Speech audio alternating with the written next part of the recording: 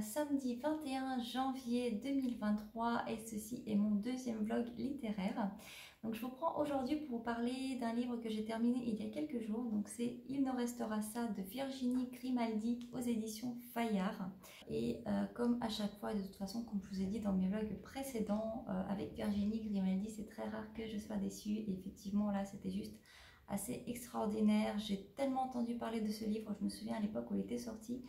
Et vraiment, je voulais l'acheter, je voulais le lire, mais bon, avec tous les livres que je voulais lire aussi également en même temps, c'était un petit peu compliqué de s'organiser et donc j'ai un petit peu abandonné l'idée.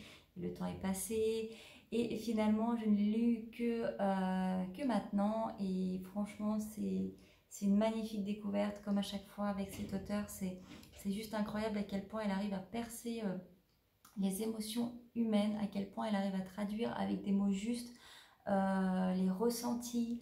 Et là, pour le coup, on se retrouve avec ces trois personnages donc, qui en fait qui sont complètement à l'opposé l'un de l'autre, qui ont des vies complètement différentes, mais qui ont tous des cicatrices, qui sont tous...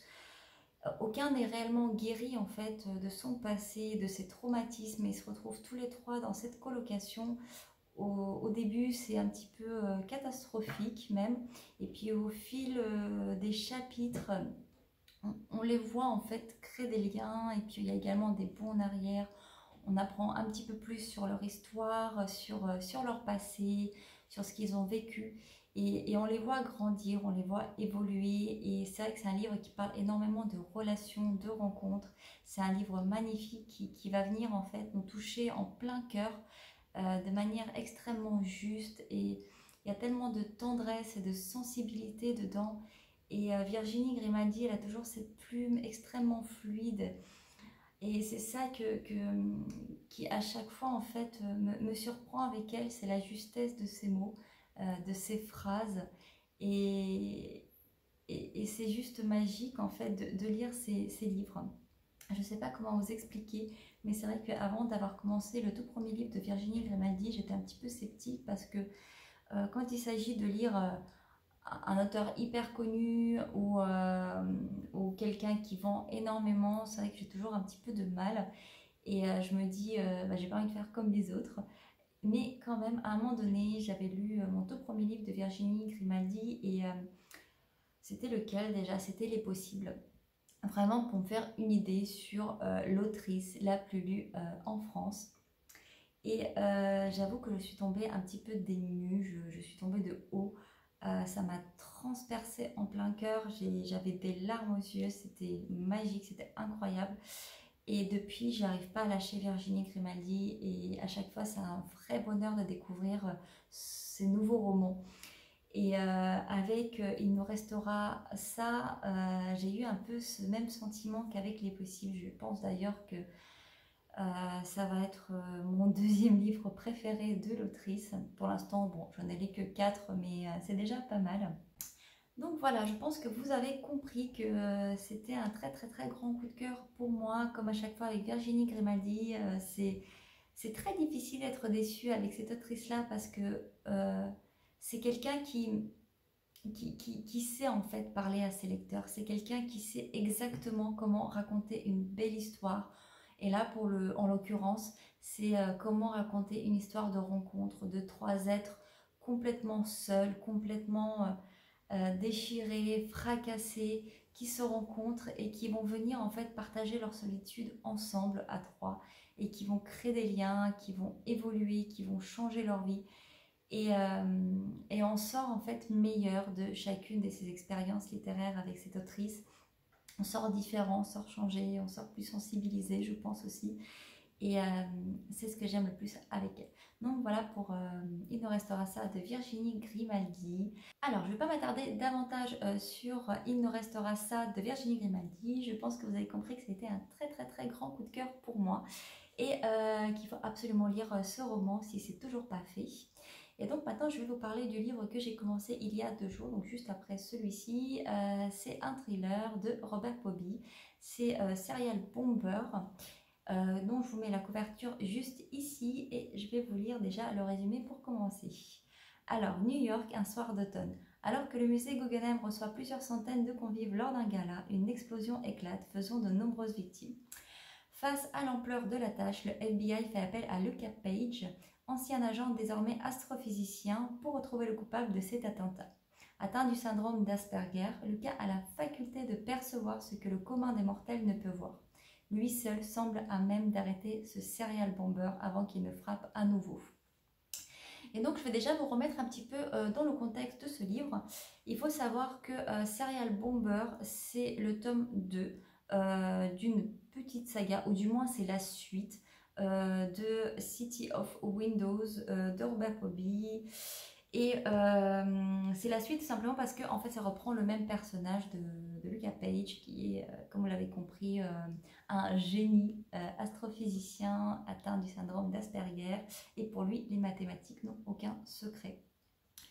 Et c'est vrai que je conseille de lire ce livre après avoir lu City of Windows pour vraiment comprendre tout le contexte, percer mieux le personnage, savoir de quoi ça parle, puisqu'il y a pas mal de choses en fait qu'on découvre dans le premier tome et qui vont revenir dans le deuxième.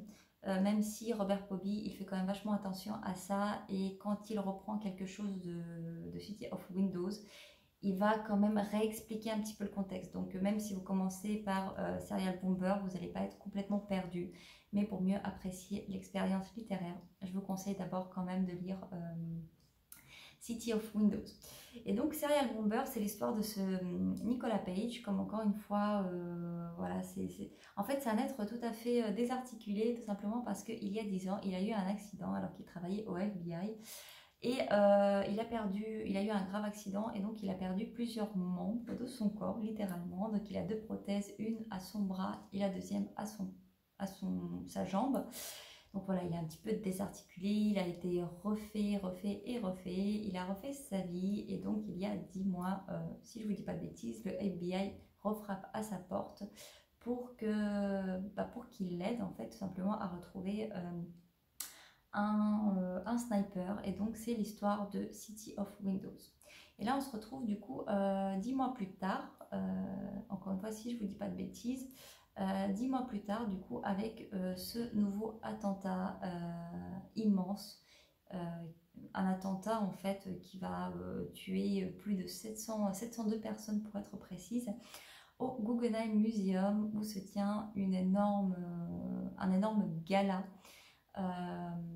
qui va fêter l'entrée en bourse d'une société.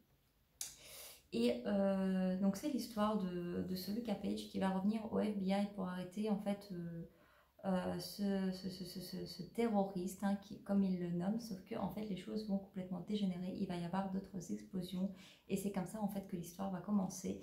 Et je ne vais pas vous donner plus de détails parce que c'est vraiment un livre qui s'apprécie tel qu'il est. Et juste ce que je peux vous dire, c'est que c'est un vrai plaisir de le lire.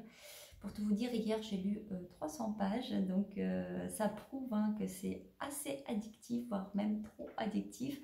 J'ai pas pu faire d'autre chose de la journée tellement j'étais dans le livre, c'était assez grave. Donc là je vais le terminer probablement aujourd'hui, donc il m'a pas fallu longtemps hein, pour le découvrir, et c'est vraiment un super thriller. Je vais vous en dire un petit peu plus de toute façon quand je l'aurai terminé, pas le prochain vlog, mais la prochaine fois que je vais vous prendre de ce vlog-ci. Et donc je vous tiens informé. Et sinon, je suis toujours en train d'écouter le tome 4 de la saga des 7 sœurs. J'ai pas vraiment beaucoup avancé parce que c'est rare sont les moments où vraiment je peux me mettre dedans. Généralement, j'écoute mes livres audio quand je fais le ménage, quand je travaille, je fais des petites choses comme ça à la maison. Je mets mes écouteurs. Et là, les occasions manquaient. Mais voilà, je suis pas stressée en fait par rapport à mes livres audio. Je sais qu'ils sont là. Et comme j'écoute pas vraiment de musique, je sais que j'ai toujours mon petit livre audio quand j'ai besoin d'aller quelque part, même quand je suis en ville ou voilà, quand je fais mes courses. Ça me stresse pas. Je peux passer 2 mois à écouter le même livre, ça va pas me déranger. J'y vais à mon rythme. Par contre, ce qui me dérange, c'est quand je passe beaucoup trop de temps sur un livre papier. Là, par contre, ça m'angoisse vraiment. Donc voilà, qu'est-ce que je peux vous dire d'autre? Écoutez, je pense que c'est tout pour aujourd'hui. Je ne vais pas m'aventurer davantage. Et de toute façon, je vous prends très prochainement. Bisous!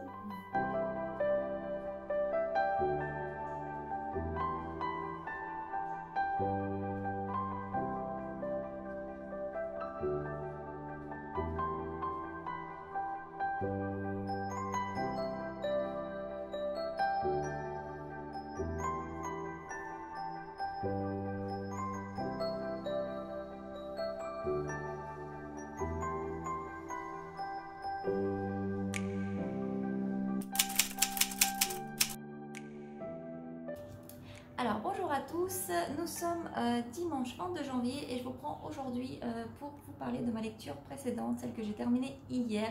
Donc c'est Serial Bomber de Robert Poby. Hier, la dernière fois que je vous ai prise, je vous avais dit qu'il ne faudrait pas longtemps pour le terminer et effectivement c'était le cas puisque à peine j'avais raccroché avec mon téléphone que je me suis remise dans la lecture et il m'a fallu à peu près 1 heure pour terminer le livre. Il est juste génial. Alors déjà, je voulais vous parler un petit peu plus de ce personnage de Lucas Page, en fait, qu'on retrouve dans 2 des livres de Robert Poby. Et d'ailleurs, j'ai vu hier qu'en fait, il y aura un 3e, si je vous dis pas de bêtises, qui est en anglais. Et j'espère le voir sortir en français dans pas très longtemps parce que vraiment, je me suis attachée à ce personnage. Lucas Page, c'est un personnage assez énigmatique, déjà par son intelligence. C'est quelqu'un de très intelligent, les maths n'ont aucun mystère pour lui. Et c'est également quelqu'un de très sarcastique. En fait, on va dire qu'il va prendre tout le monde de haut dû à son intelligence et il va penser, en fait, même pas à tort, hein, que les autres sont bêtes à côté de lui. Et c'est pas faux et c'est ça qui le rend d'autant plus intéressant parce que j'adore son humour en fait, c'est réparti, c'est quelqu'un de froid et de glacial à première vue, mais qui va venir s'attacher en fait à certains personnages, à certains de ses collègues. Et également, il a une famille, il a une femme et des enfants adoptifs, 5 ou 6 si je ne vous dis pas de bêtises. En fait, il va venir recueillir parce que Lucas Page est lui-même enfant de foyer. Et du coup, avec sa femme, il va venir recueillir des enfants dont personne ne veut. Et ils vont créer cette petite bulle magique, cette famille heureuse. Et on a en fait ce personnage un peu dédoublé puisque d'un côté nous avons un père de famille aimant, attentionné, qui va vraiment aimer de tout son cœur ses enfants. Il va essayer de leur donner le maximum, une éducation personnalisée à chacun. Et de l'autre côté nous avons cet inspecteur du FBI qui est assez froid, assez glacial, sarcastique, qui peut même parfois être très égocentrique et très solitaire par moments. Et j'aime bien en fait ce double jeu de personnalité qu'on retrouve avec Lucas Page. Sinon, le livre, c'est vrai que j'en ai beaucoup parlé hier, donc je ne vais pas non plus trop m'attarder, mais en connaissant maintenant la fin, le dénouement, je suis absolument pas dessus. C'est vrai que tout s'imbrique extrêmement bien, comme à chaque fois en fait avec les enquêtes de Robert Poby. Tout s'imbrique parfaitement à la fin. On a l'impression de lire un livre un peu décousu, avec une enquête un peu décousue, des indices éparpillés, mais on ne sait pas du tout comment rassembler les morceaux. Et puis au final, vers les 50 dernières pages, quand tout commence en fait à se jouer, quand tout commence en fait à s'imbriquer petit à petit et on se rend compte en fait de l'intelligence de cette enquête. Et c'est là que tout devient vraiment très fascinant. Donc voilà, Serial Bomber, vraiment un thriller vraiment bon. Je dirais pas non plus que c'était un coup de cœur, mais c'est un thriller qui m'a vraiment tenu en haleine. Et franchement, je suis hyper contente parce que, comme je vous disais, Robert Poby, je l'avais découvert avec L'Invisible. Et ça a été un très grand coup de cœur pour moi de 2022. Et à la suite de cette lecture, j'avais décidé d'acheter tous les autres livres de l'auteur. Donc il y avait City of Windows, Serial Bomber et Les Innocents que j'ai pas encore lu, mais que je vais lire prochainement, j'espère. Et voilà, j'avais vraiment envie de découvrir en fait entièrement cet auteur pour avoir vraiment un vrai point de vue dessus, une vraie critique. Et vu l'effet que m'a fait L'Invisible, je m'étais même dit que peut-être ce serait un de mes auteurs chouchous du thriller. Et j'avoue que là, c'est en bonne voie. J'attends de lire le dernier tome pour vraiment vous donner mon avis. Et voilà, écoutez, c'est tout ce que je peux vous dire dessus. Un thriller génialissime que je vous conseille, bien sûr, avec City of Windows. Alors, sinon, à part ça, j'ai commencé 2 autres livres en parallèle. Alors déjà, dans un premier temps, j'ai décidé de commencer Le Café suspendu de Amanda Sters aux éditions Grasset, dont je vais vous lire le résumé. Lorsqu'on commande un café à Naples, on peut en régler un second qui sera offert à qui n'aura pas les moyens de s'en payer une tasse. Il est indiqué sur l'ardoise du bar comme un café sospeso, un café suspendu. Voici un récit composé de 7 histoires que j'ai recueillies par bribes au Café Nu pendant 40 dernières années. toutes sont liées par ce fil invisible qu'est le café suspendu. Du côté de celui qui offre comme de celui qui reçoit, la vie passe dans cette tasse. Et donc, c'est vrai que ce roman-là, pour la première fois, je l'avais vu sur le compte de Sophie, donc du café et des livres. Et la manière dont elle parlait, la manière dont elle a fait sa chronique, ça m'a donné vraiment très envie de découvrir ce livre et j'ai mis vraiment beaucoup de temps à le découvrir. Je me souviens que j'avais acheté le livre quand j'étais sur la Côte d'Azur avec ma famille. Et là, certes, je le lis sur liseuse, mais je me souviens en fait de la sensation que j'avais quand j'ai acheté ce livre. C'était assez particulier. Je pense qu'il y a certains, même tous parmi vous, vous allez me comprendre que des fois, en fait, il y a des moments comme ça dans la vie où on achète un certain livre qui nous marque. Et quand on décide de le lire, tous ces moments-là se réveillent en fait à nous par la mémoire, par le toucher du livre, par tout ce qu'on a ressenti quand on l'a acheté, quand on est passé en caisse, quand on est entré en librairie.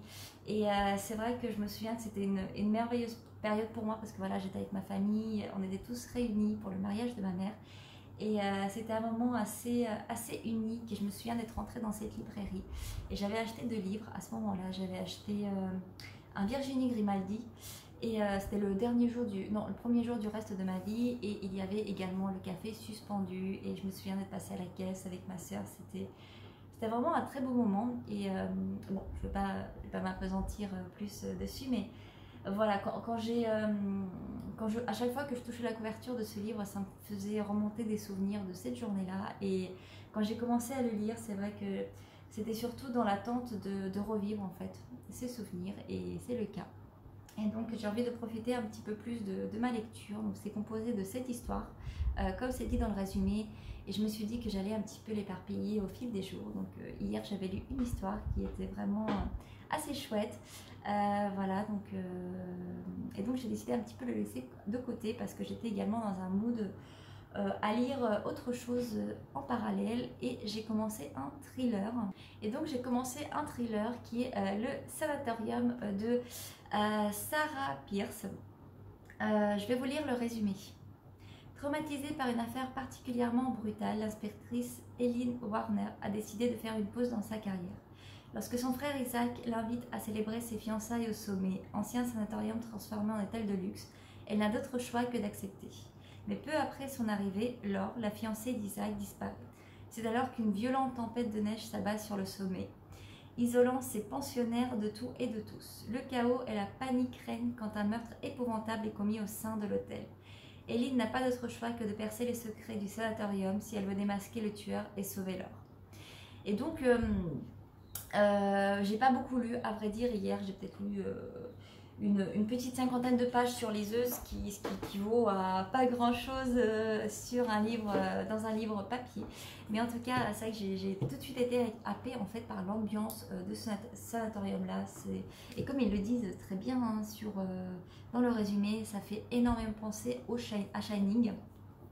On est un peu dans cette ambiance de sanatorium, de bâtisse abandonnée, en plein milieu au sommet d'une montagne avec la tempête de neige. Et c'est vrai que le prologue déjà commence très bien puisqu'on y voit quelques années auparavant un architecte faire le tour du terrain pour voir en fait comment il pourrait agencer toute la bâtisse pour le transformer en hôtel de luxe 5 étoiles. Et c'est là que pour une mystérieuse raison, on le kidnappe et il disparaît du tableau. Et après, on revient quelques années par la suite où effectivement on voit Eileen, l'inspectrice en congé, arriver en fait au sommet voilà, de la montagne. Et c'est là que je me suis arrêtée, donc malheureusement je ne vais pas pouvoir vous en dire davantage, mais en tout cas l'ambiance il y est dès les premières pages, on est tout de suite embarqué, on sent ce froid, on sent cette neige. En plus quand j'ai commencé à lire hier, il y avait tombé des torrents. Là en Nouvelle-Calédonie, quand il pleut pas à moitié, ils rigolent pas avec ça. Quand il fait chaud, il fait réellement chaud, et quand il pleut, c'est vraiment, il pleut quoi. C'était la piscine en dessous, donc je peux même pas sortir de la maison. Et donc je me suis dit, le sanatorium, ce serait parfait pour moi. Voilà, j'ai un petit peu mis de côté le café suspendu pour y revenir un petit peu plus tard, dès qu'il ferait un peu meilleur dehors. Et donc je suis à fond dans sanatorium. Voilà ce que je peux vous dire pour le moment sur mes lectures. C'est vrai qu'il est rare que je commence plusieurs livres à la fois, mais là j'étais dans deux moods opposés et je me suis dit que ce serait sympa en fait de vraiment naviguer entre ces deux ambiances complètement à l'opposé. Voilà, et bien écoutez, c'est tout ce que je voulais vous dire aujourd'hui. Et puis de toute façon, je vous reprends très vite. Bisous. Alors, bonjour à tous.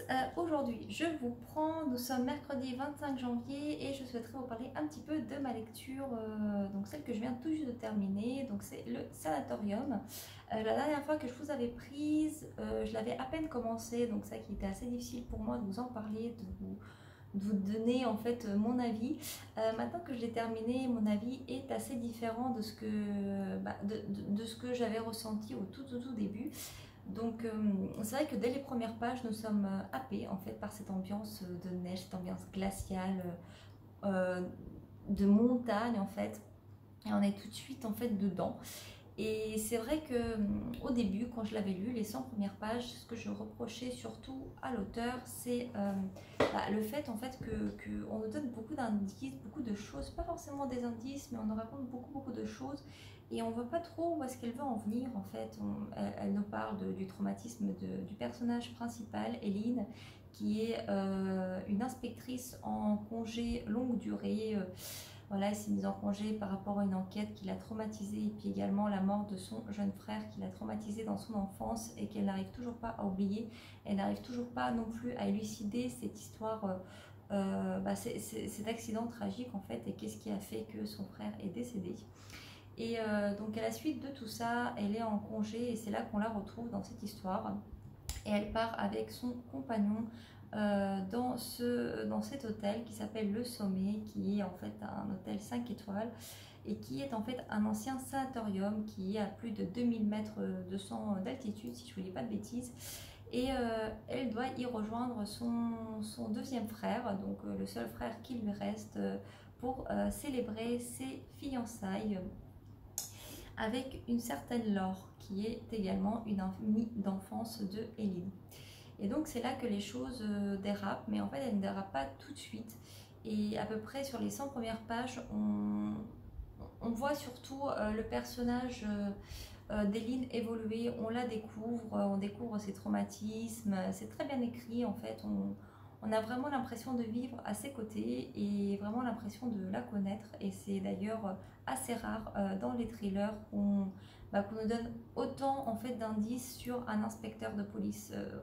C'est assez rare de voir à quel point en fait on peut décortiquer les sentiments d'un inspecteur de police. C'est vrai que voilà, hein, ce que je vais dire, c'est pas forcément une nouveauté et ce qui nous charme le plus dans les thrillers, une des choses qui nous charme le plus, c'est quand même les personnages principaux, qui soient énigmatiques, qui soient torturés, qui soient solitaires, qui soient enjoués. Voilà, c'est vrai que ça joue énormément en tant que lecteur de se mettre dans la peau de cet inspecteur. Mais là, l'autrice, elle a quand même poussé le bouchon assez loin et c'est vrai que pendant qu'on lit les 100 premières pages, on se dit qu'elle a même poussé le bouchon un petit peu trop loin. Et en fait, après, tout commence à s'installer. On a donc ce meurtre qui arrive, cette disparition qui surgit. Et c'est là qu'en fait, on commence petit à petit à comprendre pourquoi l'auteur a mis tant d'efforts à nous communiquer les sentiments en fait, de cette inspectrice-là. Et au fil des pages, au fil des chapitres, on comprend de plus en plus où est-ce qu'elle veut en venir.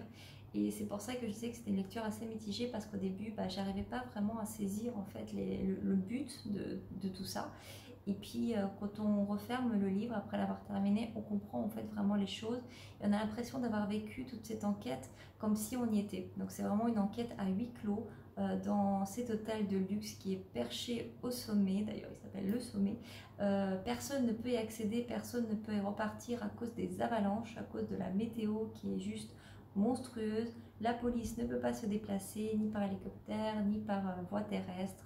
Enfin voilà, ils sont vraiment bloqués dedans, que ce soit les quelques clients qui sont restés, qui n'ont pas pu prendre les dernières navettes, ou les personnes en fait qui travaillent dans l'hôtel. Et donc on a vraiment cette enquête à huis clos. On fin fond de ce sommet à la hauteur, avec ces avalanches, cette poudreuse de partout, cette neige, on a vraiment l'impression d'y être. Et c'est vrai que c'est génial la manière dont l'autrice, elle décrit en fait toutes les scènes, on a vraiment l'impression de regarder un film. C'est très imagé. Et c'est également une des choses que j'ai aimé dans ce thriller-là. Et puis également toute cette ambiance de l'ancien sanatorium avec les patients, tout le mystère qui s'y passe. Et c'est vrai que c'est le genre de thriller que j'aime beaucoup.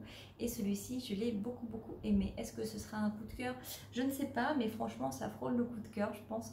Voilà, c'est vraiment un thriller que je vous conseille chaudement, ou froidement d'ailleurs, vu l'ambiance qui y règne. Mais en tout cas, voilà. J'ai pas pour le moment d'autres lectures, d'autres nouvelles lectures à vous présenter.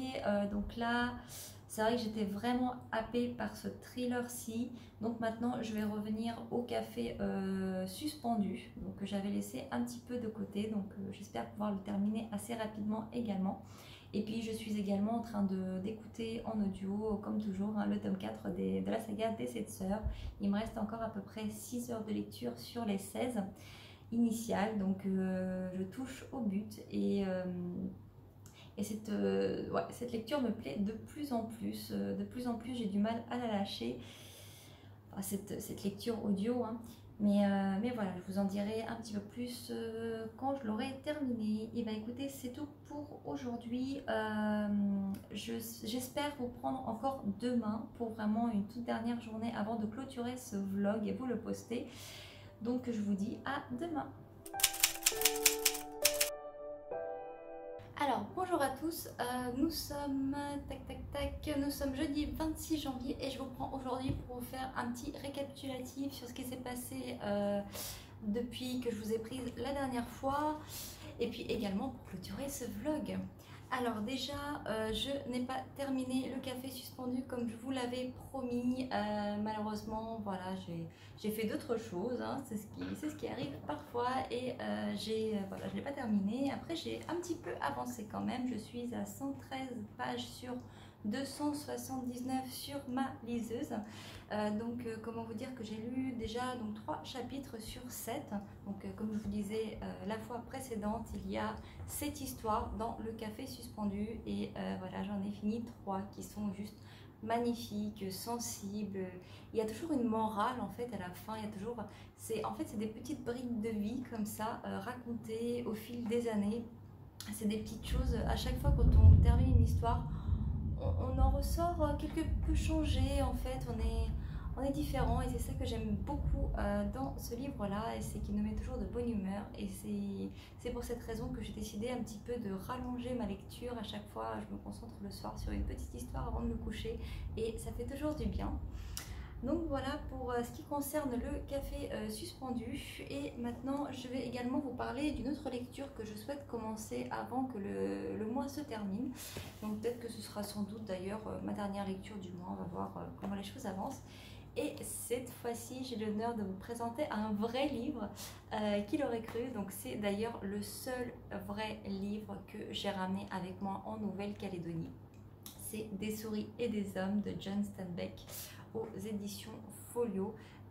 C'est un livre qui me tient particulièrement à cœur puisque c'est mon chéri qui me l'a offert. C'est un de ses livres préférés, un livre qu'il a fait passer par tous les états apparemment, qu'il a fait pas mal pleurer aussi. C'est vrai que j'ai pas vraiment l'habitude de lire des classiques. Voilà, c'est pas quelque chose qui m'intéresse beaucoup, c'est pas quelque chose qui me donne forcément envie. Mais là, voilà, je fais un effort pour mon chéri parce que je sais que c'est un de ses livres préférés et en tant que grande lectrice, je me dois de également découvrir les livres préférés de mon amoureux. Et donc je vais vous lire la 4e de couverture, hein, même si c'est un classique et que pas mal d'entre vous l'ont sans doute lu. Je suis un petit peu à la bourre, c'est vrai que je ne m'y connais pas très bien en classique. J'ai une culture de la littérature classique très mauvaise, je l'assume, hein, on ne peut pas tout savoir, on ne peut pas s'intéresser à tout, c'est pas possible. Il y a trop de livres dans cette vie et il en faudrait plusieurs pour pouvoir tous les lire. Donc il faut malheureusement faire des choix dans la vie et Et le choix s'est imposé naturellement à moi, pas de littérature classique, ou du moins très peu. Donc passons, je vais vous lire le résumé. Lenny serra les doigts, se cramponna aux cheveux. Lâche-moi, cria-t-elle, mais lâche-moi donc. Lenny était affolé, son visage se contractait. Il s'est mis à hurler et de l'autre main, il lui couvrit la bouche et le nez. Non, je vous en prie, supplia-t-il. Oh, je vous en prie, ne faites pas ça. Georges se fâcherait. Elle se débattait vigoureusement sous ses mains. Oh, je vous en prie, ne faites pas ça, suppliait-il. Georges va dire que j'ai encore fait quelque chose de mal. Il ne me laissera pas soigner les lapins. Voilà, donc au lieu d'un résumé, nous avons droit à une petite citation, enfin pas forcément une citation, mais un tout petit passage auquel j'ai pas compris grand-chose. Je ne sais absolument pas de quoi parle ce livre, je sais juste que c'est très émouvant. J'ai conscience que je parle d'un classique que la plupart des gens ont lu, pas moi, mais bon, voilà. Alors pour la petite partie technique, ce livre, il n'est pas très très long, il fait d'ailleurs 175 pages, donc c'est vraiment pas grand-chose, c'est écrit en grand, donc comment vous dire que qui sera lu très rapidement. Et d'ailleurs, il y a une préface sur 10 pages. Donc moi, je suis vraiment pas fan des préfaces. Je sais pas pourquoi, j'ai jamais adhéré aux préfaces. J'ai essayé d'en lire plusieurs. Je sais que même des fois, je me souviens, j'avais des livres.